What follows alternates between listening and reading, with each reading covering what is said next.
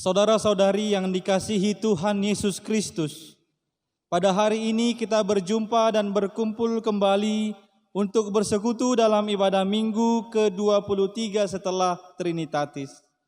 Biarlah semuanya memuji-muji Tuhan, sebab hanya namanya saja yang tinggi luhur, keagungannya mengatasi bumi dan langit. Pujilah Tuhan, hai jiwaku. Aku hendak memuliakan Tuhan selama aku hidup, dan bermazmur bagi Allahku selagi aku ada. Marilah kita bersukacita, memuji dan memuliakan Tuhan, kita bernyanyi.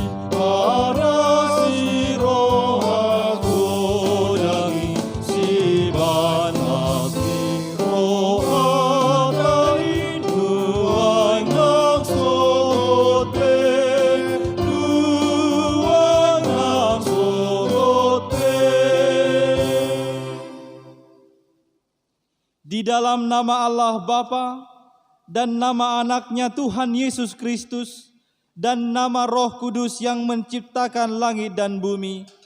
Amin. Dunia ini sedang lenyap dengan keinginannya, tetapi orang yang melakukan kehendak Allah tetap hidup selama-lamanya. Haleluya. Haleluya.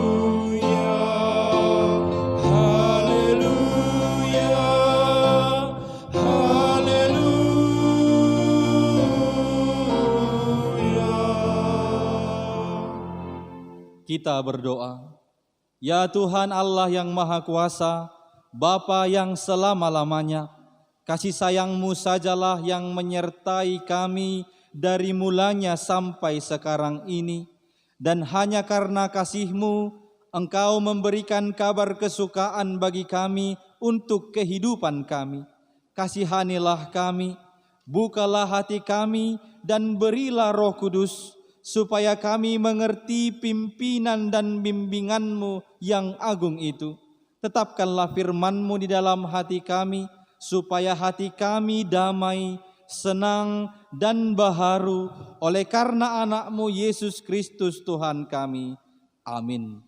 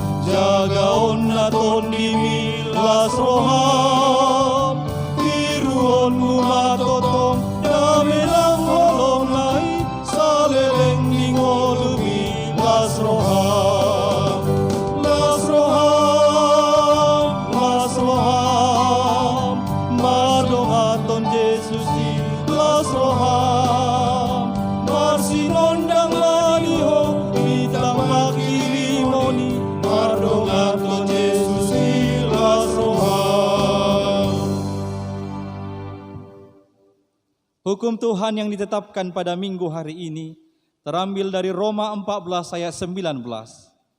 Sebab itu marilah kita mengejar apa yang mendatangkan damai sejahtera dan yang berguna untuk saling membangun.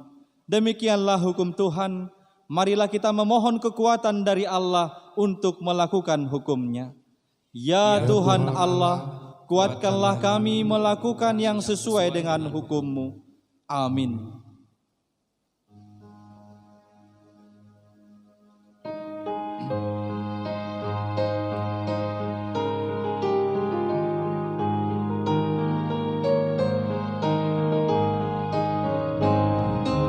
Ai nang malua hosian dosa, gogomu dari Tuhatai, taku mai asa sonang roha, nagogo tutumu dari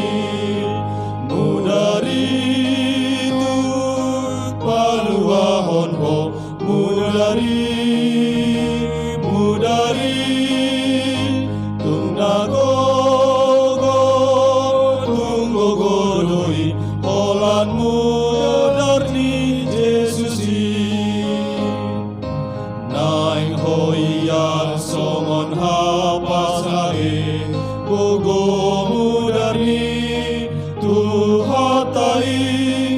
nang ramun hol boy botor hong se ai asiban mudari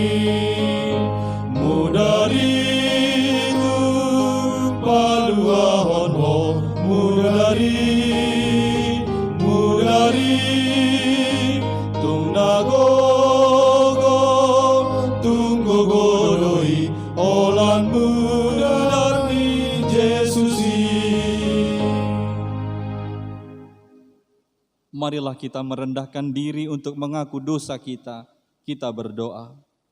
Ya Allah Bapa kami yang Maha Kuasa dan Maha Pengasih, kami orang berdosa yang hina ini datang ke hadapan-Mu yang kudus dan mulia, mengaku dan meminta keampunan segala dosa dan kejahatan kami. Kami sering mendukakan Tuhan karena perkataan, pikiran, dan perbuatan kami yang tidak benar. Kami tidak mengasihi Engkau dengan segenap hati, dengan segenap kekuatan, dan dengan segenap akal budi kami. Dan kami tidak mengasihi sesama manusia seperti diri kami. Kami layak kena murka-Mu dan terkutuk selama-lamanya. Tetapi sekarang kami datang memohon keampunan dosa kami.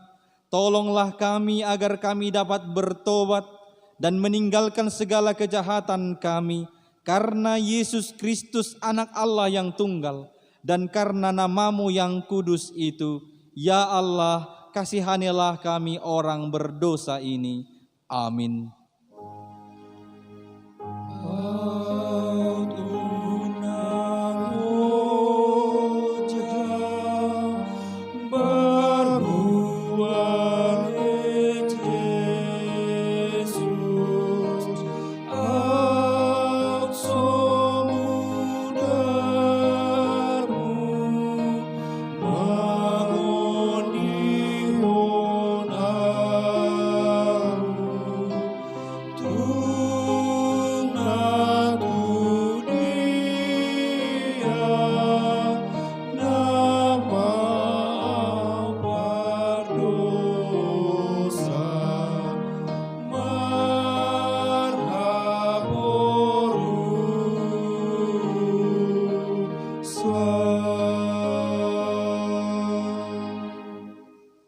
Janji Tuhan tentang pengampunan dosa kita.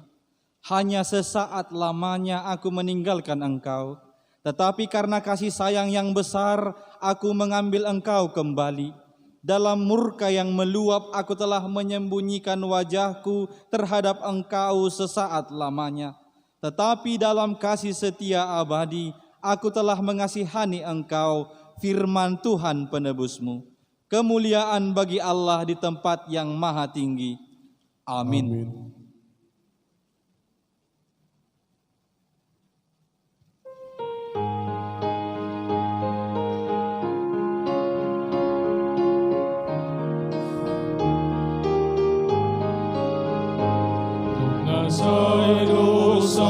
laning malum ho nang niau ho mudarai ayas doho na saksak bajumi na liau ho mudarai iya so malum ho iban muda itu hatai anang saksak bajum songon hawasi ayah sori bai mudari nang sol hoto jong jong tu pasilangi nang niuras mudarai sauduran hodo tu hatai ayah sori bai mudari iya so marumho di bai mudar ni tu hatai anang sasak bajum songon hapasi ayah so di bai mudari. Pembacaan epistel yang ditetapkan bagi kita pada minggu hari ini tertulis di dalam surat Yakobus pasal 5 ayat 1 sampai dengan ayat 6. Kita membacanya secara responsoria. Beginilah firman Tuhan. Peringatan kepada orang kaya.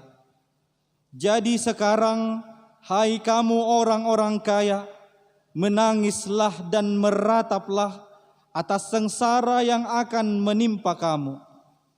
Kekayaanmu sudah busuk dan pakaianmu telah dimakan lengan. Emas dan perakmu sudah berkarat, dan karatnya akan menjadi kesaksian terhadap kamu, dan akan memakan dagingmu seperti api. Kamu telah mengumpulkan harta pada hari-hari yang sedang berakhir. Sesungguhnya telah terdengar teriakan besar karena upah yang kamu tahan dari buruh yang telah menuai hasil ladangmu, dan telah sampai ke telinga Tuhan semesta alam keluhan mereka yang menyabit panenmu. Dalam kemewahan kamu telah hidup dan berfoya-foya di bumi. Kamu telah memuaskan hatimu sama seperti pada hari penyembelihan. Kamu telah menghukum, bahkan membunuh orang yang benar, dan ia tidak dapat melawan kamu. Demikianlah pembacaan firman Tuhan. Berbahagialah orang yang mendengar firman Allah serta memeliharanya. Amin.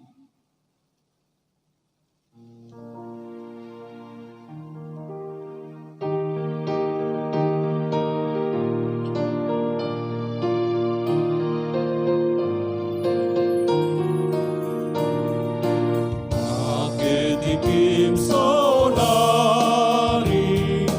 dapatkanlah Tuhani unang-unang sidagian ingon jepe kolumi nungarading asonangan di surgoi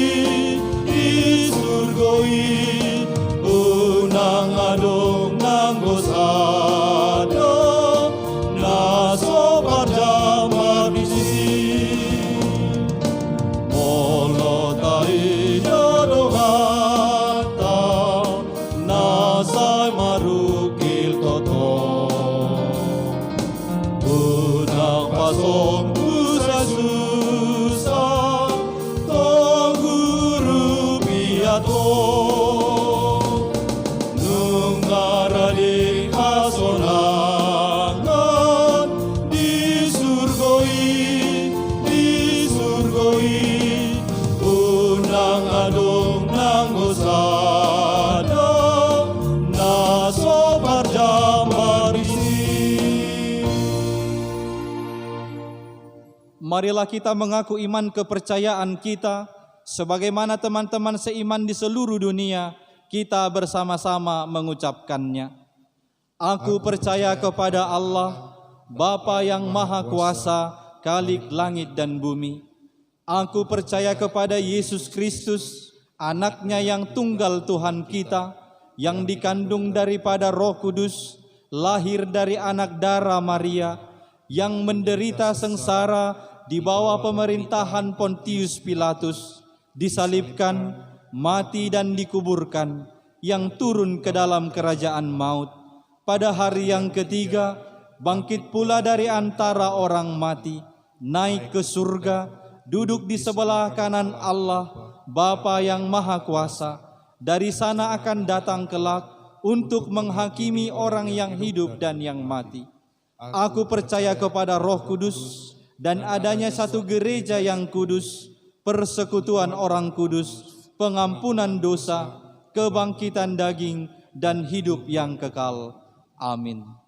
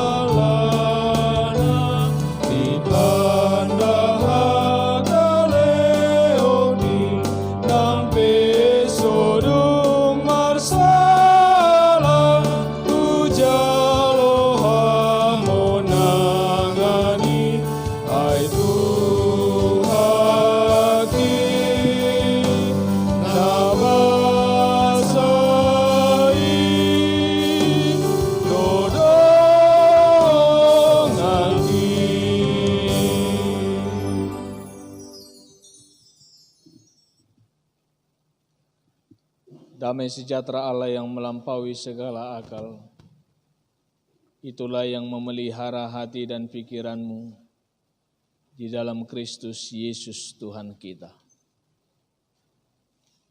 Amin.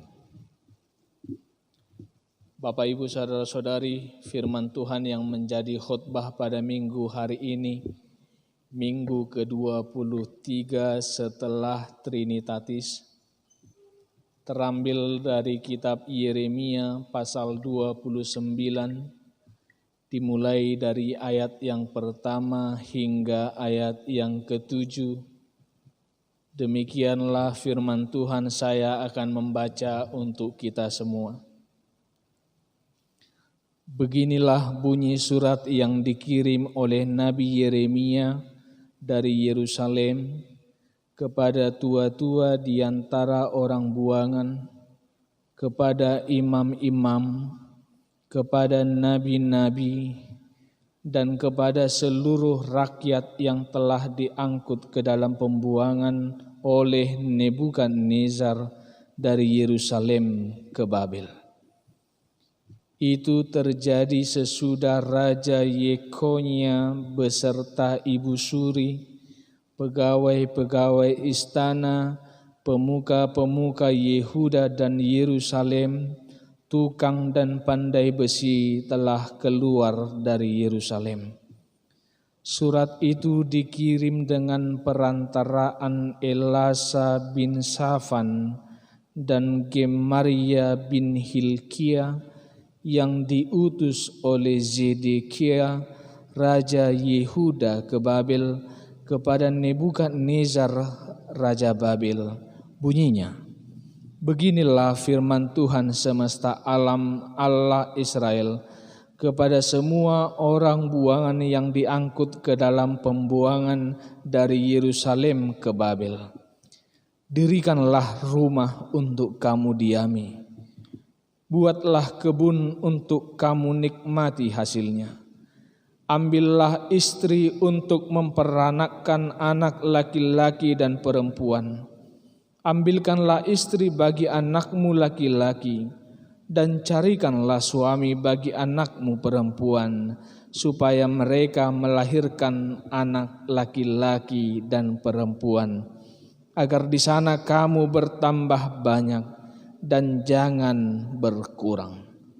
Usahakanlah kesejahteraan kota kemana kamu aku buang, dan berdoalah untuk kota itu kepada Tuhan, sebab kesejahteraannya adalah kesejahteraanmu.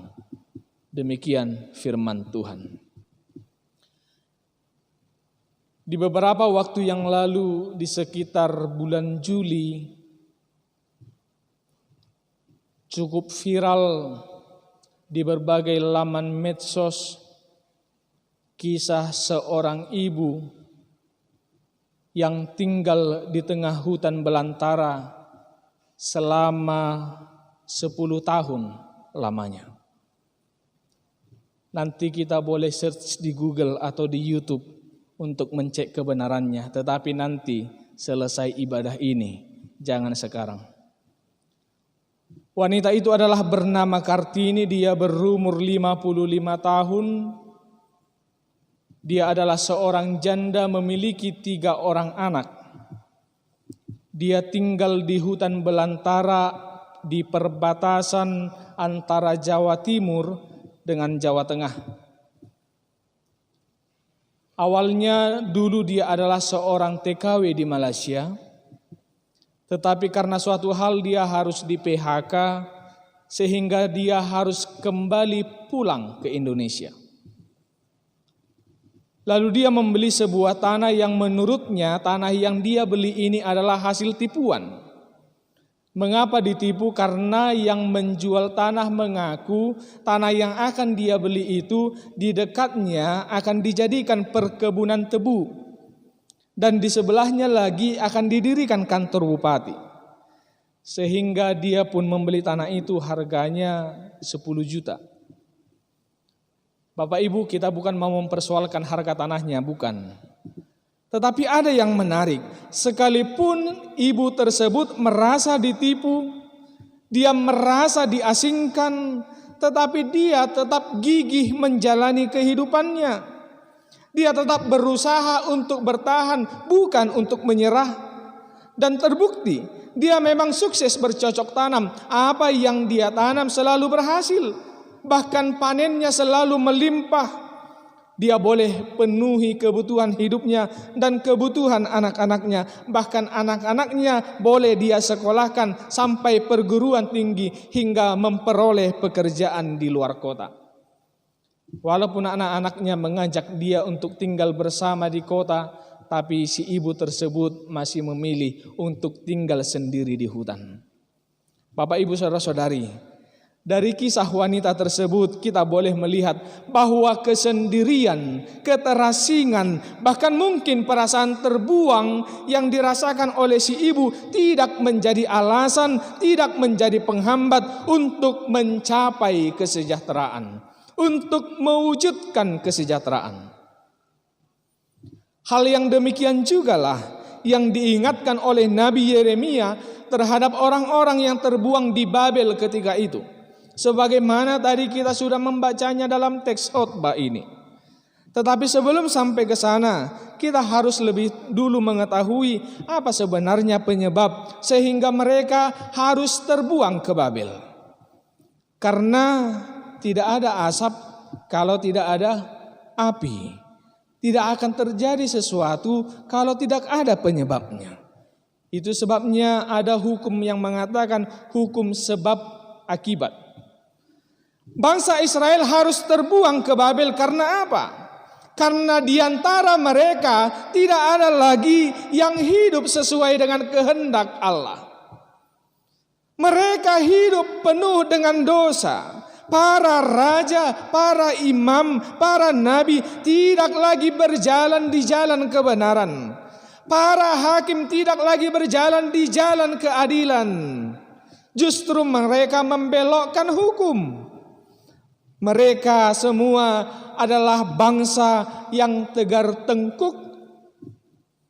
Mula di bahasa Batak didoakan na jogal rukung, na takang, na jugul, na somabiar marnida di Batak. Sehingga mau tidak mau, suka tidak suka, mereka harus terbuang ke Babel. Karena itu adalah hukuman dari Allah. Dengan tujuan setelah itu mereka berubah, mereka bertobat.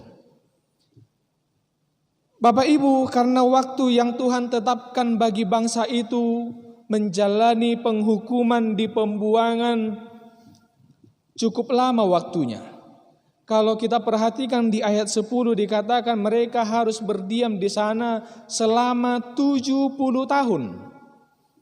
Bayangkan saja 70 tahun itu sudah boleh 3 keturunan. Tetapi sekalipun demikian, kalau di dalam pembuangan mereka tidak cukup hanya untuk berpangku tangan, tidak cukup hanya duduk diam untuk meratapi nasib, tetapi mereka harus bergerak aktif, harus tetap beraktivitas seperti biasa, sekalipun mereka harus di dalam pembuangan. Dan itulah yang disampaikan oleh Nabi Yeremia kepada mereka melalui suratnya ini. Ada 4 poin yang disampaikan. Mari kita perhatikan Bapak Ibu di ayat 4 sampai ayat 7. Dikatakan di sana, beginilah firman Tuhan semesta alam Allah Israel kepada semua orang buangan yang diangkut ke dalam pembuangan dari Yerusalem ke Babel. Pertama, dirikanlah rumah untuk kamu diami. Bapak Ibu, apapun ceritanya, tempat yang paling memberikan rasa aman kepada kita adalah rumah. Bukan persoalan besar atau kecil, bukan persoalan mewah atau tidak, bukan persoalan ngontrak atau tidak, bukan persoalan menyewa atau tidak. Tapi yang pastinya yang paling memberikan rasa aman kepada kita, rasa nyaman kepada kita adalah rumah. Dalam rumah kita boleh melakukan berbagai aktivitas. Kita boleh bekerja di rumah, belajar di rumah, beribadah di rumah, beristirahat di rumah. Banyak hal yang boleh kita lakukan di rumah. Itu sebabnya ada istilah, rumahku adalah istanaku. Home sweet home. Rumah menjadi kebutuhan utama. Rumah menjadi kebutuhan primer. Karena itu adalah tempat perlindungan yang paling aman. Itu sebabnya Yeremia juga mengingatkan mereka terlebih dahulu, dirikan rumah. Itu yang pertama. Yang kedua, buatlah kebun untuk kamu nikmati hasilnya. Punya rumah kalau tidak makan sama saja bohong. Apa artinya? Tetapi supaya bisa makan, maka harus bekerja, harus berusaha, harus berjerih payah. Itu sebabnya Paulus berkata di 2 Tesalonik 3 ayat 10, jika seorang tidak mau bekerja, janganlah ia makan. Nasora mangula unang ibadah mangan. Itu sebabnya Yeremia menyuruh mereka untuk bekerja sekalipun dalam pembuangan. Mereka disuruh menanami kebun supaya ada hasil yang boleh mereka nikmati. Sebab apa yang mereka tanam, itu yang mereka tuai. Oleh sebab itu harus bekerja. Yang ketiga, perintah yang ketiga ada tertulis di ayat 6. Dikatakan di sana, ambillah istri untuk memperanakkan anak laki-laki dan perempuan. Ambilkanlah istri bagi anakmu laki-laki dan carikanlah suami bagi anakmu perempuan, supaya mereka melahirkan anak laki-laki dan perempuan, agar di sana kamu bertambah banyak dan jangan berkurang. Dalam arti mereka disuruh untuk beranak cucu. Sekalipun mereka di pembuangan Babel, mereka harus beranak cucu. Karena apa? Karena janji Allah terhadap mereka, terhadap nenek moyangnya yaitu Abraham harus tergenapi. Apa janji Allah kepada nenek moyangnya Abraham? Kita semua pasti tahu janji Allah kepada Abraham, keturunannya akan menjadi seperti bintang di langit, seperti pasir di tepi laut. Itu sebabnya mereka harus beranak cucu. Dan yang keempat ada di ayat yang ke-7. Di sana dikatakan, usahakanlah kesejahteraan kota kemana kamu aku buang, dan berdoalah untuk kota itu kepada Tuhan, sebab kesejahteraannya adalah kesejahteraan. Bapak Ibu, seruan ini hampir sama seperti slogan yang dicetuskan oleh Raja Inal Siregar dulu, yakni martabe. Tahu martabe? Jangan langsung ingat jus Markisa Terong Belanda, bukan. Martabe yang dimaksud adalah marsipature hutanabi. Yang namanya marsipature artinya adalah memperbaiki. Kalau memperbaiki sudah pasti yang dilakukan adalah yang terbaik. Namanya juga memperbaiki. Pature turehon. Sekalipun Babel itu bukanlah kota asal, bukan bonapasogit bangsa Israel, tetapi mereka harus melakukan yang terbaik supaya kota itu sejahtera. Bahkan disuruh minimalnya kalau tidak bisa melakukan yang terbaik, berdoa untuk kota itu. Kalau memang tidak ada yang boleh dilakukan. Karena bagaimanapun kalau kotanya sejahtera, maka masyarakat, maka penduduknya juga pasti sejahtera. Khotbah minggu lalu juga sama dengan teks ini. Doakan kota di mana kamu berada. Sekali lagi Yeremia katakan, usahakanlah kesejahteraan kotamu. Bapak Ibu saudara-saudari, topik minggu kita hari ini adalah mewujudkan kesejahteraan bersama. Supaya hal ini terwujud, supaya hal ini tercapai, maka berangkat dari keterangan yang disampaikan dalam teks ini, ada beberapa hal yang harus kita lakukan dan harus kita ingat dalam kehidupan kita sehari-hari. Yang pertama, lakukan yang terbaik dimanapun engkau berada. Melakukan yang terbaik bukan supaya dilihat orang lain. Melakukan yang terbaik bukan supaya dipuji orang lain. Melakukan yang terbaik bukan supaya mendapat pujian, mendapat balasan dari orang lain. Tetapi melakukan yang terbaik karena memang kewajiban, karena memang keharusan. Karena kita melakukan sesuatu tujuannya bukan untuk manusia, tetapi untuk Allah, untuk Tuhan. Kolose 3 ayat 23. Apapun juga yang kamu perbuat, perbuatlah dengan segenap hatimu, seperti untuk Tuhan dan bukan untuk manusia. Ingat, seperti untuk Tuhan, bukan untuk manusia. Lakukan yang terbaik dimanapun kau berada. Yang kedua, mintalah campur tangan Tuhan dalam hidupmu. Tidak ada langkah kaki kita yang tidak diketahui oleh Tuhan. Sekalipun bangsa Israel terbuang bukan berarti Allah meninggalkan mereka. Allah tetap menyertai mereka, Allah tetap menuntun mereka, Allah tetap memelihara hidup mereka. Oleh sebab itu kita pun, sekalipun kita dalam pergumulan yang berat, dalam persoalan yang besar, ketahuilah Allah tetap menyertai kita. Sekarang persoalannya, engkau serahkankah hidupmu kepada Tuhan atau tidak? Engkau mintakah campur tangan Tuhan dalam hidupmu atau tidak? Jangan sering menyalahkan Tuhan, seolah-olah Tuhan meninggalkanmu, seolah-olah Tuhan cuek, seolah-olah Tuhan tidak peduli terhadap engkau. Padahal sebenarnya persoalannya justru engkau yang cuek, justru engkau yang tidak peduli kepada Tuhan.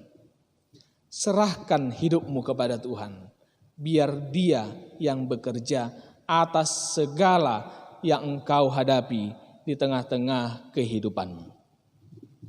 Amin. Tuhanlah yang menguatkan kami melakukan firman pada hari ini, yang mengajarkan kami untuk mewujudkan kesejahteraan. Roh Kudus mulah yang mengajarkan kami Tuhan, agar kami menjadi orang yang berusaha melakukan yang terbaik dimanapun kami berada. Amin.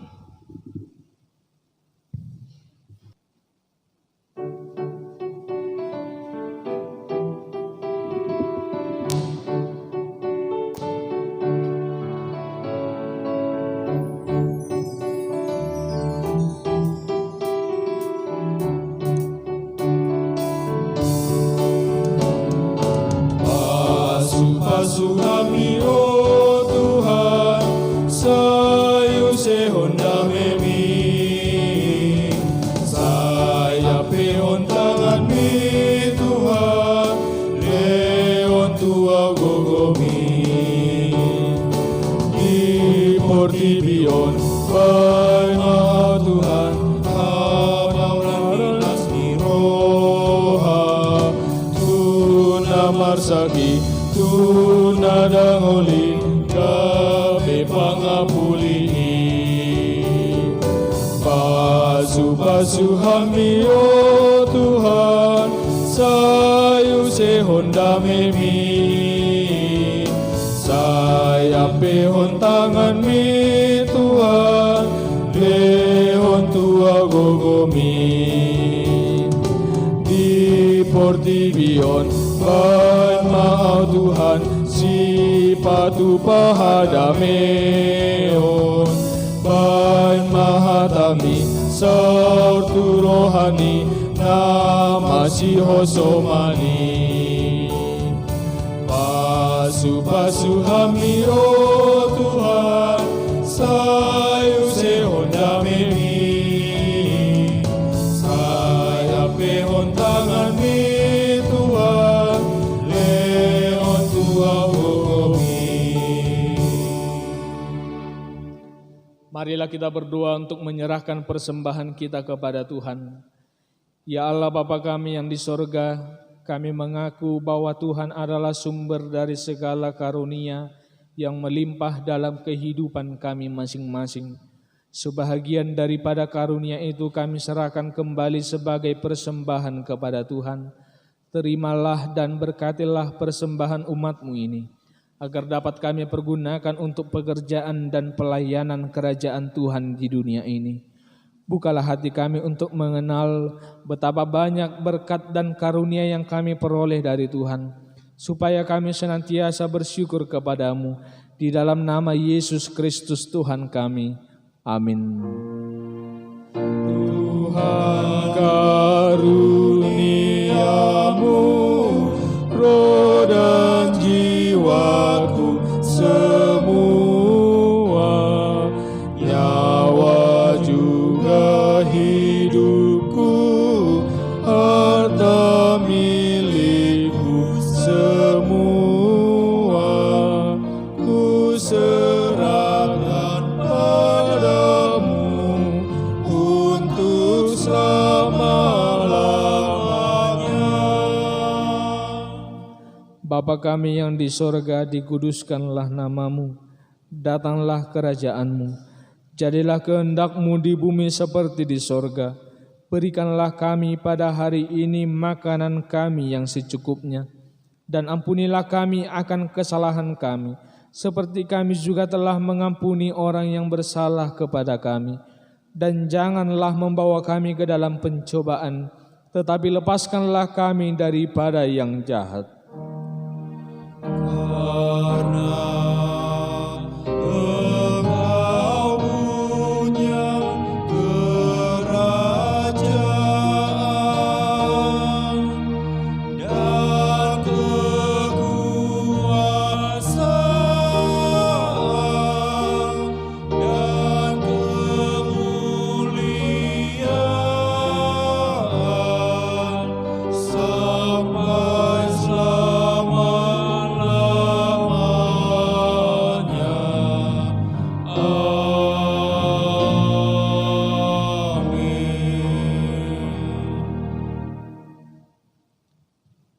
Tuhan memberkati engkau dan melindungi engkau. Tuhan menyinari engkau dengan wajah-Nya dan memberi engkau kasih karunia. Tuhan menghadapkan wajah-Nya kepadamu dan memberi engkau damai sejahtera.